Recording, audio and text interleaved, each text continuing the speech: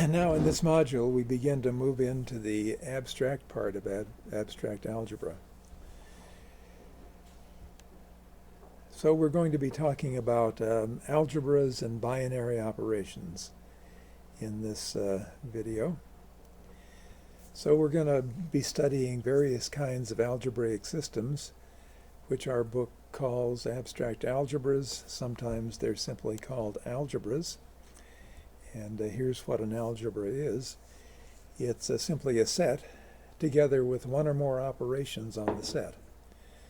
So usually we will write an algebra as a tuple. For example, if we take the natural numbers, the pair, the natural numbers, and the operation of addition, this is an algebra.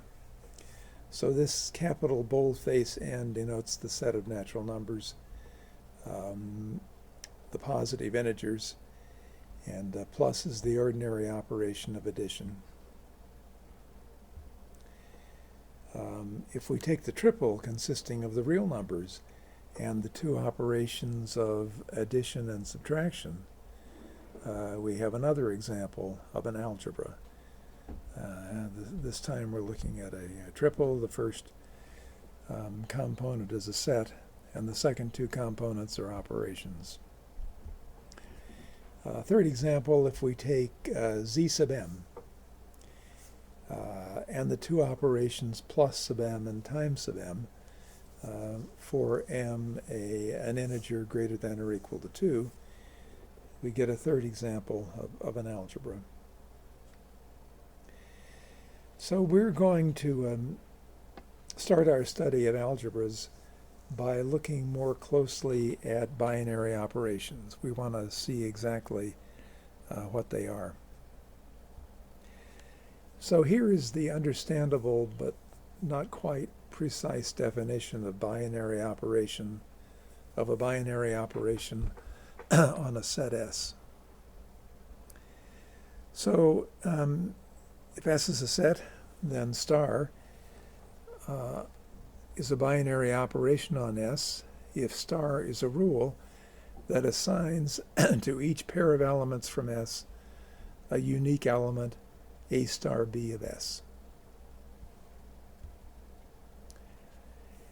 And now the precise but not as understandable definition of binary operation. If S is a set, then a binary operation star on S is a function from S cross S to S. So remember that if A and B are sets, then A cross B is the Cartesian product of A and B. In other words, A cross B is the set of all ordered pairs, little a, little b, where little a is in capital A and little b is in capital B. So according to this definition, star is a function that takes pairs of elements from S as inputs, and the corresponding output will always be an element of S. So even though star is a function under this precise definition, we don't use the ordinary function notation. If A star B, if A comma B is an ordered pair of elements from S, we use A star B for the result of applying the function to the pair AB. If we had used the ordinary function notation, it would be star of AB. But that we won't do. It's more usual to put the name of the operation between the two elements on which you're operating. So for example, addition is a binary operation on the natural numbers. Subtraction is a binary operation on the integers. See, I haven't mentioned this before, but in our book, the integers are denoted by a boldface capital I, rather than a boldface capital Z. Is subtraction a binary operation on the natural numbers? Remember, these are the positive integers. The answer is no. If you take a pair of integers a and b, take a pair of natural numbers a and b, that is, a minus b may not be a natural number. So remember, in order to be an operation on a set, applying the operation to two elements of the set has to give you an element of the set. So it doesn't matter which of the two definitions we use. The following three requirements have to apply to a binary operation. For every pair of elements from S, A star B has to be defined. A star B has to be unique. And A star B has to be an S.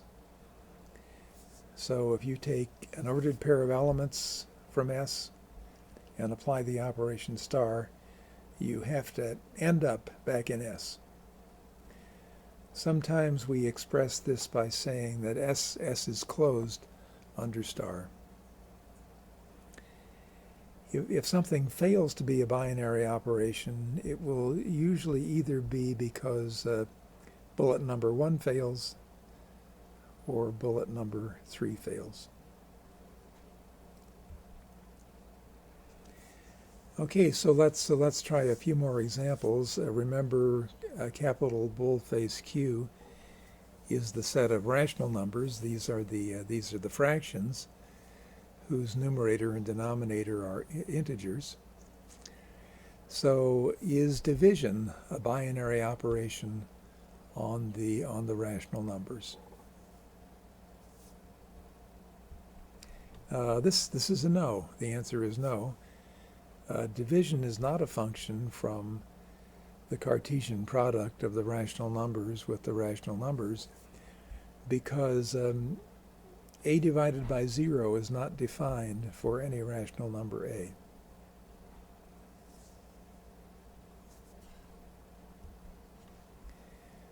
If we let q plus be the set of positive rational numbers, as we've discussed previously, is division a binary operation on the set of positive rational numbers? In other words, if you take two positive rational numbers, can they always be divided? And will the result always be a positive rational number? Here the answer is yes. If you can always divide two positive rational numbers, you'll never have to worry about dividing by 0. And the result of dividing two positive rational numbers will be a positive rational number.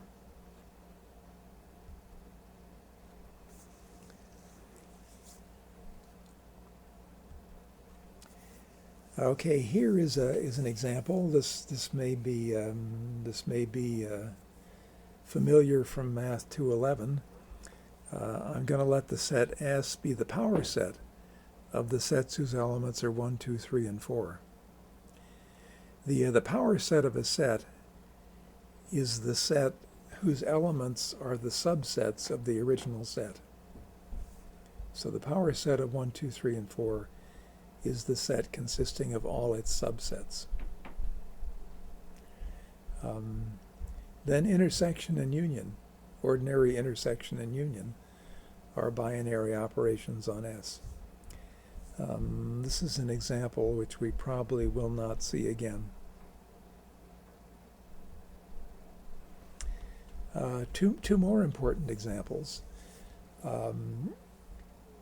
Plus sub m and times sub m are operations on z sub m, and times sub m is an operation on u sub m.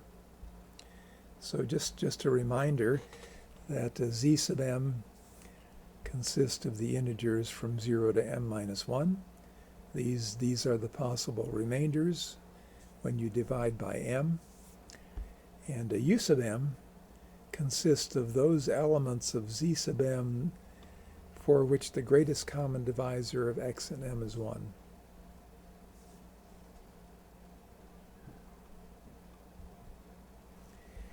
So just a quick example, times sub 15 will be an operation on both z sub 15 and u sub 15. And here I have listed the elements of u15. I think I got this right. We want the greatest common divisor of each of these elements in 15 to be 1. So I have to omit multiples of 3 and 5, which it looks like I have done. Okay, n plus sub 15 will be an operation on z sub 15. But plus sub 15 is not an operation on u sub 15. The reason is combining two elements of u sub 15 using plus sub 15 may not give you an element of u sub 15. I have one example here. 2 and 7 are both elements of u15. But if you add 2 and 7 using plus sub 15, you get 9, which is not an element of u15. U sub 15 is not closed under plus sub 15, to use the terminology from the previous slide. Okay, here are some other examples related to z sub m and u sub m, which should give us a better idea of what's going on with operations. Is plus sub 7 a binary operation on the integers? In other words, if you take any two integers, any pair of integers, and can you add using plus sub 7? And will the result always be an integer? The answer is yes. Even though we are mainly interested in applying plus sub 7 to elements of z sub 7, you can do it to any two integers. For every pair of integers a and b, a plus sub 7b is defined and is an integer. For example, 34 and 9. 34 plus sub 7, 9 can be done. By definition, it's 34 plus 9 mod 7. It's the remainder when you divide 34 plus 9 by 7, and that is a 1.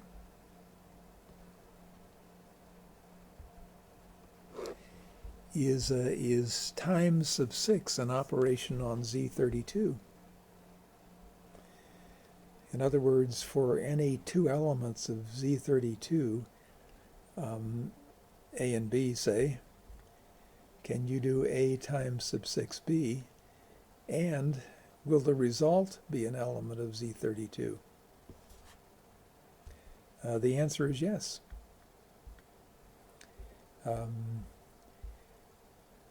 For any two elements of z32, a times sub 6b will be an integer between 0 and 5 inclusive, and therefore will be in z32.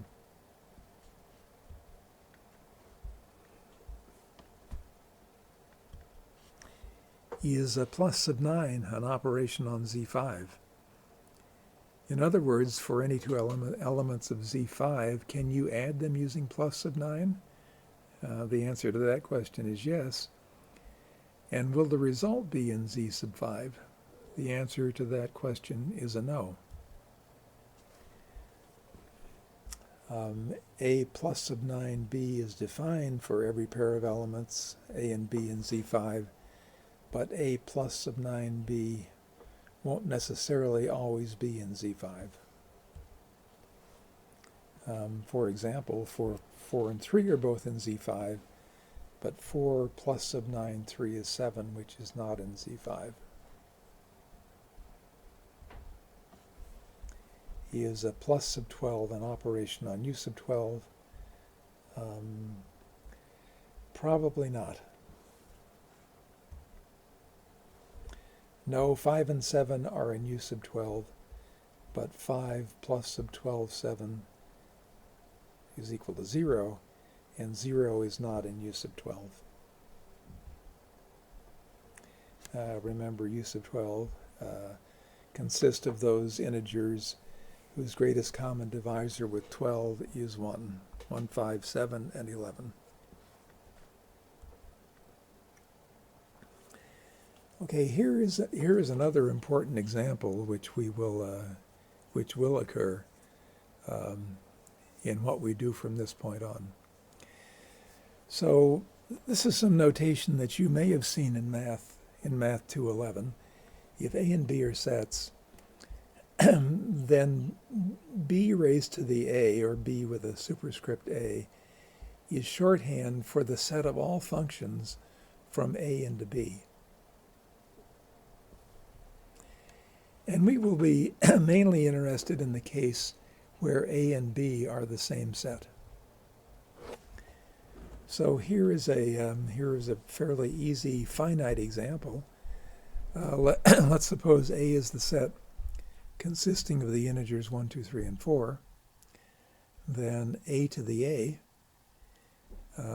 denotes the set of all functions from A into A. And I have here just one sample element of A to the A, one function from A into A. And I've described this function by telling you what it does to each element of A.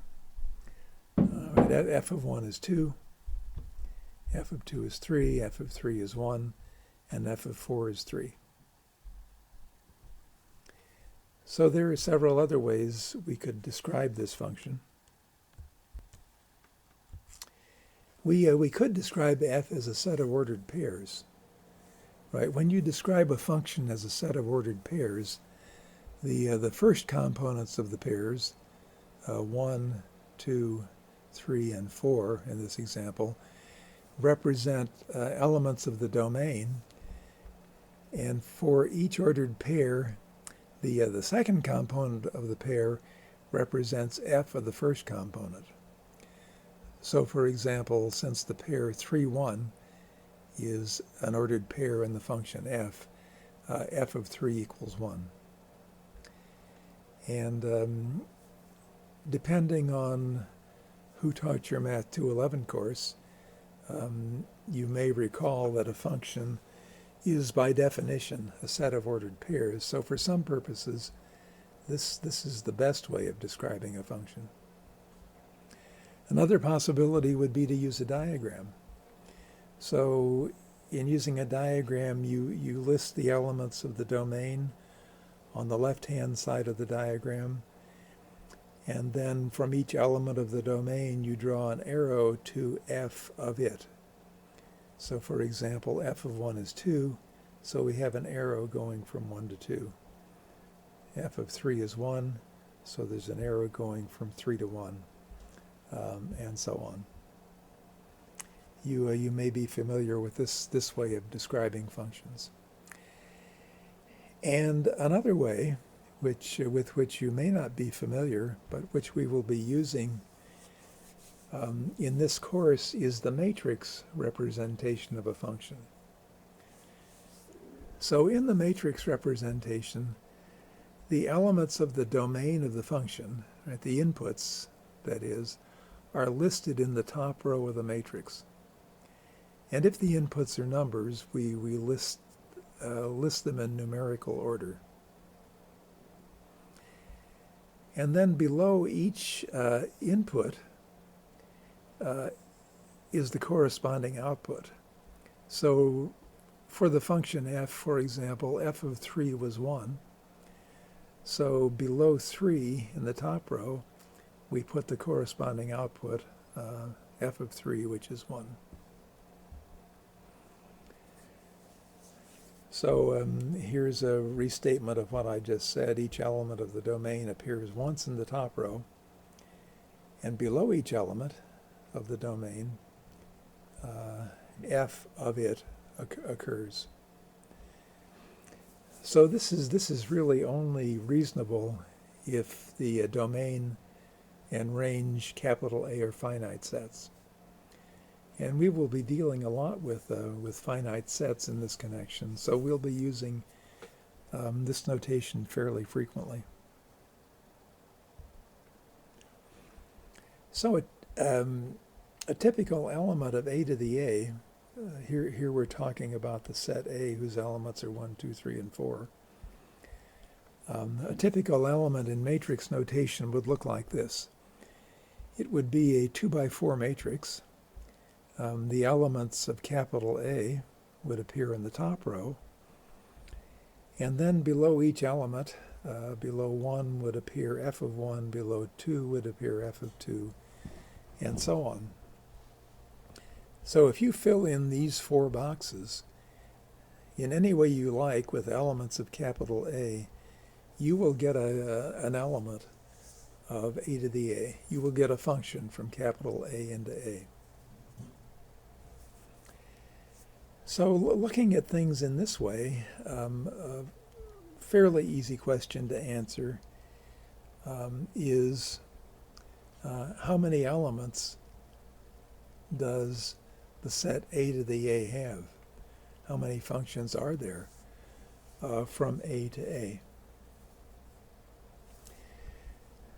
So in choosing a function from capital A into capital A, you would be doing 4 things in succession: filling in the box under 1, filling in the box under the number 2, filling in the box under the number 3, and so on.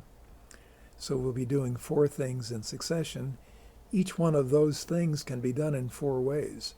Right? The box under number 1 can be filled in with any of the 4 numbers, 1 through 4. And similarly for the boxes under 2, 3, and 4. So we're doing 4 things in succession. Each one can be done in 4 ways. How many ways are there of doing all 4 things?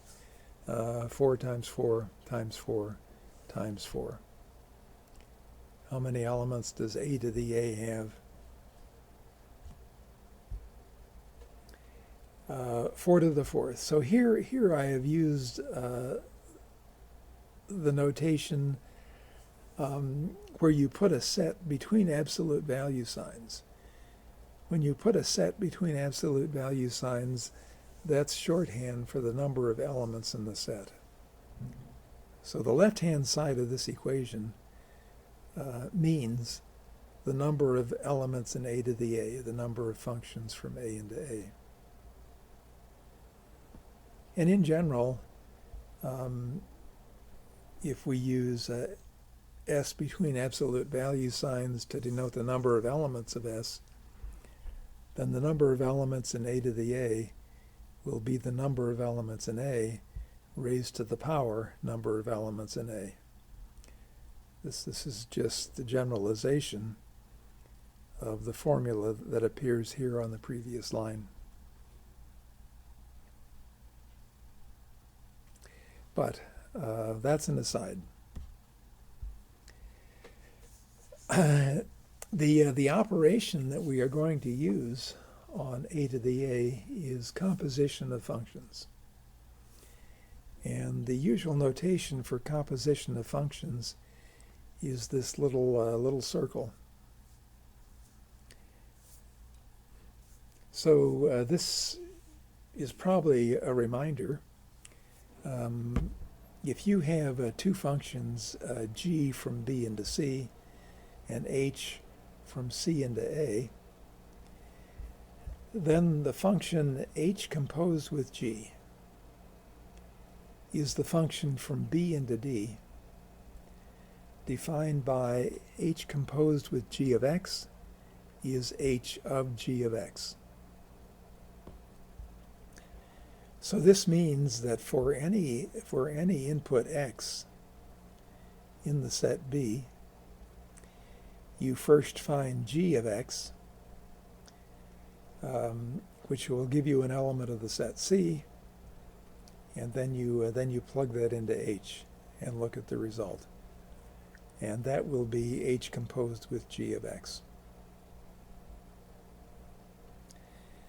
So in our situation, things are less complicated, because the sets B, C, and D will all be equal to the same set, which we're calling capital A. So this is the composition of functions that you saw in algebra and calculus. You probably saw examples like this. Suppose h of x is the cosine of x, and g of x is the function x squared. And then what is h composed with g of x? By definition, it's h of g of x, so it's cosine of x squared. This is the kind of function which in calculus you needed the chain rule in order to find the derivative. And now let's go back to our finite examples. Here's an example of a function from A into A, given in matrix form. I've called it G, and here's a second example, H. So G of 3 is 1, for example, because 1 appears below 3 in the matrix form of G. What I would like to do to start off with is find H composed with G of 2 by using the definition of composition.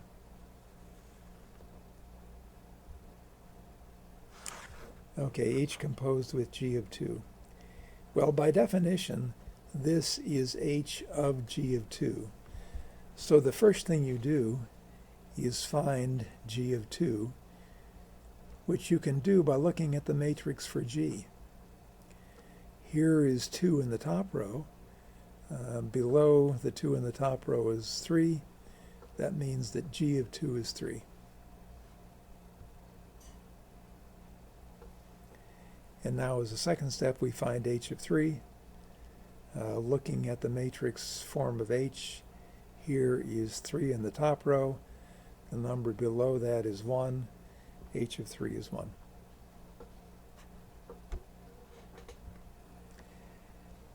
And we could find H composed with G of 1, 3, and 4 in a similar way.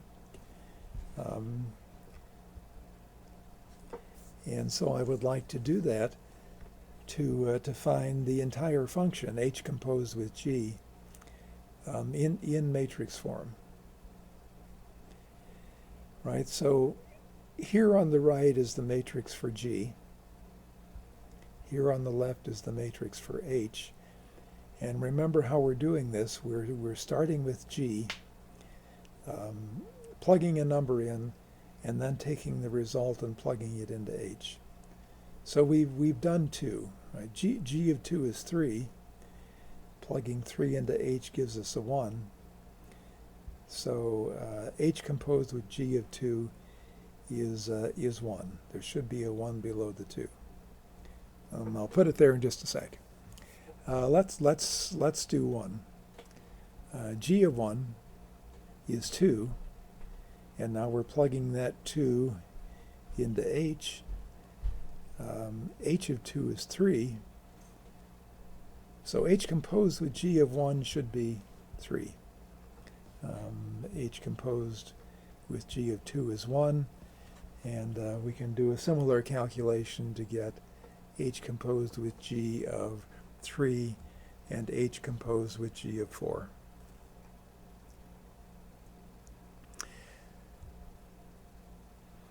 So when we write a function from a finite set to itself using the matrix notation, the operation, when we're talking about functions from a finite set to itself, the operation we use will almost always be a composition.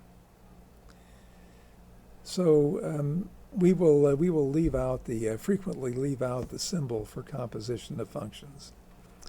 You'll notice that the book does this, and that's one reason that we're going to be doing it.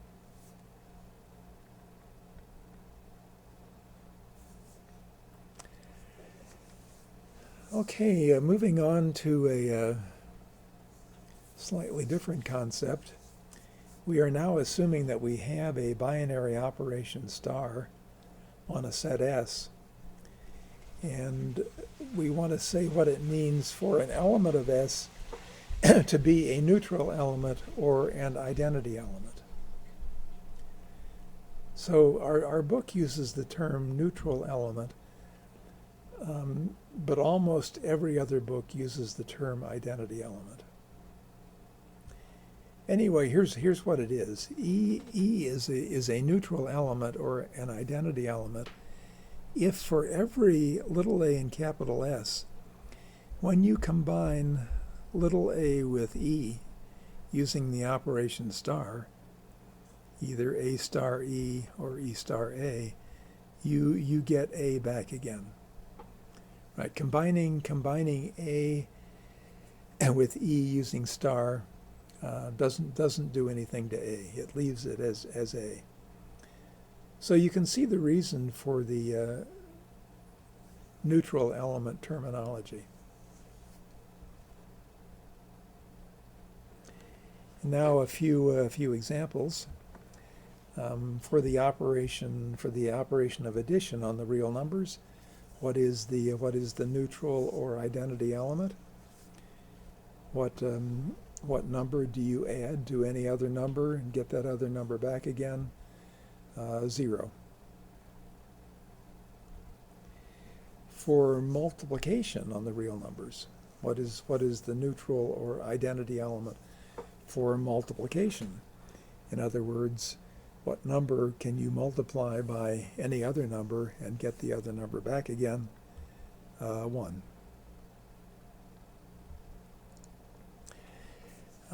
For the operation of composition on a set S,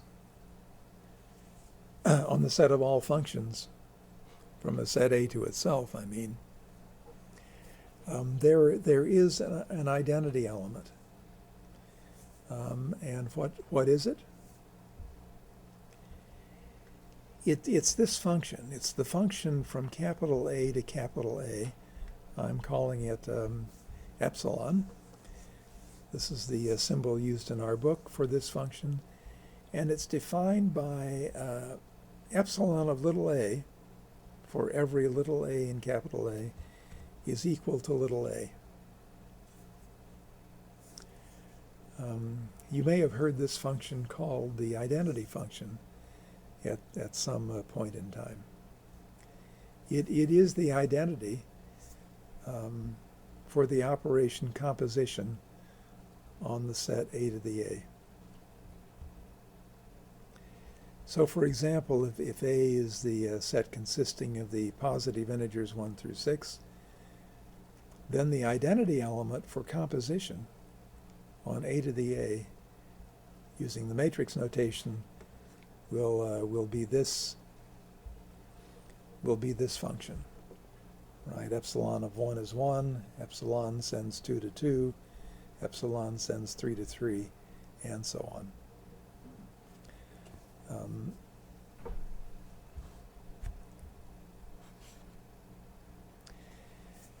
Okay, here is a theorem, fairly easy to prove theorem. If you have a binary operation on a set S, then there is at most one identity element for the operation star on S. There may be no identity elements. What the theorem says is there cannot be more than one. Okay, here's the proof. We are going to assume that we have two identities, epsilon 1 and epsilon 2, and we're going to argue they have to be equal. Okay, since epsilon 1 is an identity, Multiplying epsilon 1 by epsilon 2 gives you epsilon 2. Since epsilon 2 is an identity, multiplying epsilon 1 by epsilon 2 gives you epsilon 1. Since epsilon 1 and epsilon 2 are both equal to the same thing, they must be equal to each other.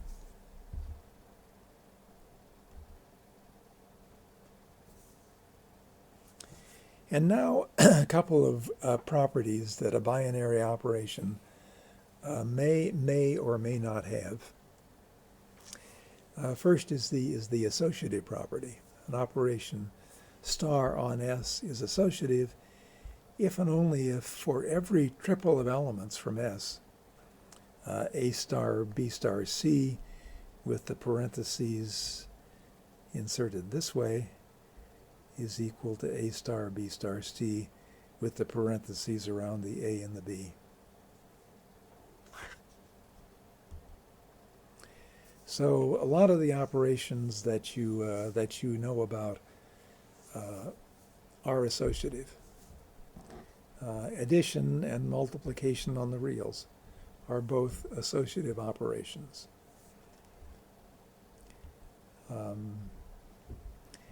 Here is a theorem that might be a little bit surprising. For any set A, finite or infinite, composition is an associative operation on the set of all functions from A into A.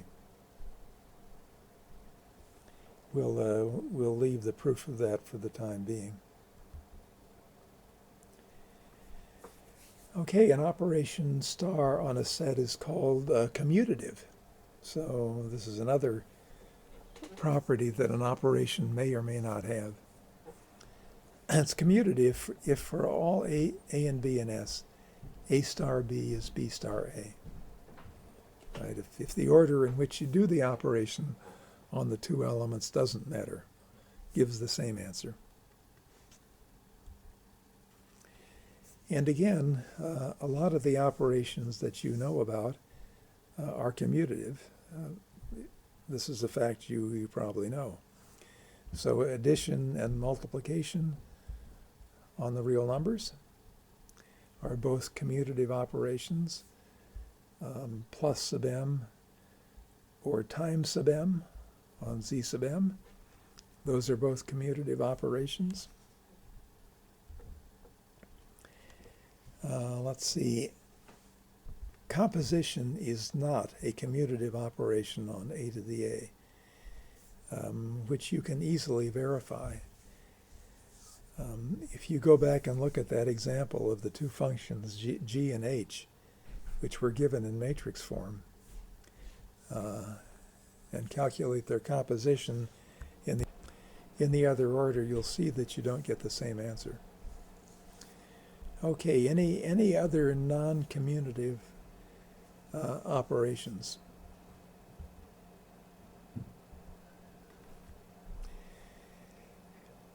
Actually, subtraction is neither associative nor commutative on the real numbers. Right, for example, 5 minus 9 is not equal to 9 minus 5. This shows that subtraction is not commutative. And 5 minus the quantity 9 minus 3 is not equal to the quantity 5 minus 9 minus 3, as you can easily verify. This example shows that subtraction is not associative. Division is neither commutative nor associative on the positive reals. Just a couple of quick examples. 1 divided by 2 is not the same as 2 divided by 1. Division is not commutative. And 1 divided by the quantity 2 divided by 3 is not equal to 1 divided by 2 divided by 3, as you can easily verify. So division is not associative on the positive reals.